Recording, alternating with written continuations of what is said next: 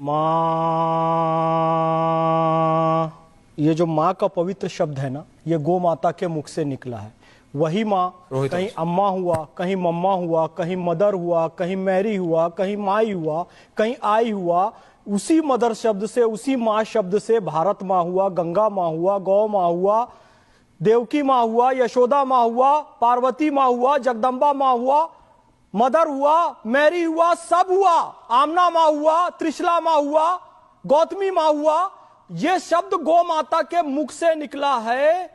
जो गौ माता सबको प्राण देने वाली है, उस गौ माता की गौशाला के लिए यह कहना कि उनके गोबर और गोमूत्र से बदबू आती है, गौशाला से बदबू आती है, तो यदुवंशी कोई ऐसा कहे तो मैं यही कहना चाहूंगा कि जब नाश मनुज पर छाता है, पहले विवेक मर जाता है। सुनिए, सनातन के जो 16 संस्कार हैं, गर्भधारण, पुंसवन, सीमांतोनयन, जात कर्म, नामकरण, निष्क्रमण, अन्नप्राशन, चूड़ाकर्म, कर्णवेदन, विद्यारंभ, उपनयन, वेदारंभ, केशांत, समावर्तन, विवाह और अंत्येष्टि, इन सब में पंचगव्य की आवश्यकता पड़ती है। यानी गौ माता का दूध, दही, घी, गोबर, गोमूत्र, इसके बिना अंत्येष्टि भी नहीं हो सकती और इसके बिना गर्भधारण संस्कार भी नहीं हो सकता। ये सनातन कहता है। गावो विश्वस्य मात्रा, गाय विश्व की माता है। गावा स्वर्गस्य सोपानम, गाय स्वर्ग की सीढ़ी। और आइए, पैगंबर हजरत मोहम्मद सल्लल्लाहु अलैहि वसल्लम ने फरमाया, गाय का दूध शिफा है, गाय का घी दवा है और इसका मांस बीमारी है। जो दूध, दही, घी गौ माता से आता है, उसके पास से बदबू कैसे आ रही है? पैगंबर हजरत मोहम्मद सल्लल्लाहु अलैहि वसल्लम की ये हदीसें हैं।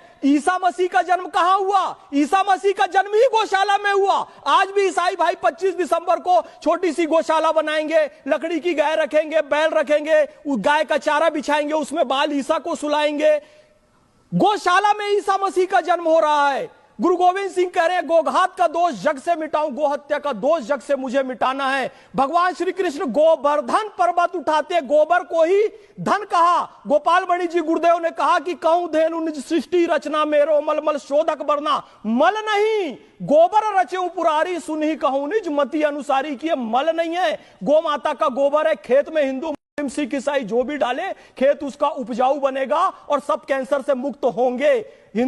सिख, ईसाई कोई भी हो, सब अपना घर गोबर से लीपते हैं, गांव में दीवारें गोबर से बनाते हैं, रसोई को गोबर से लीपते हैं, फूड पॉइजनिंग ना हो तो। ये गौ माता का गोबर बदबूदार नहीं है, ये सुगंध वाला है, सबको बीमारियों से बचाने वाला है। इसलिए कोई यहां पर दावा, पूरे विश्व का किसान दावा कर दे, पूरे विश्व का किसान दावा कर दे, गोबर सर्वश्रेष्ठ खाद है कि नहीं है, सर्वश्रेष्ठ ईंधन है कि नहीं है? है। उसके बाद क्यों? भारतीय संस्कृति का गोत्र गौ माता से आया। शहरों के नाम आप देखिए, गोवा, गोरखपुर, गोकुल, गोपालपुर, ग्वालियर, ग्वालों का नगर, सब गाय से आया। समय का मानक गोधुली बेला गाय से आया। यहां तक कि संबंधों का मानक दुहित्री, जो घर में दूध दोहने का काम करे, बेटी दुहित्री, उसे ही पुत्री कहा गया। हर चीज भारत की संस्कृति। और ऑक्सफोर्ड यूनिवर्सिटी नंदी बाबा से आया। कोपनहेगन की पुरानी स्पेलिंग देखिए, काऊ से बनी है। आप विश्व में कहीं चले जाइए, किसी वो गौ माता से ही है। और जो भगवान श्री कृष्ण गौ का महत्व बता रहे हैं,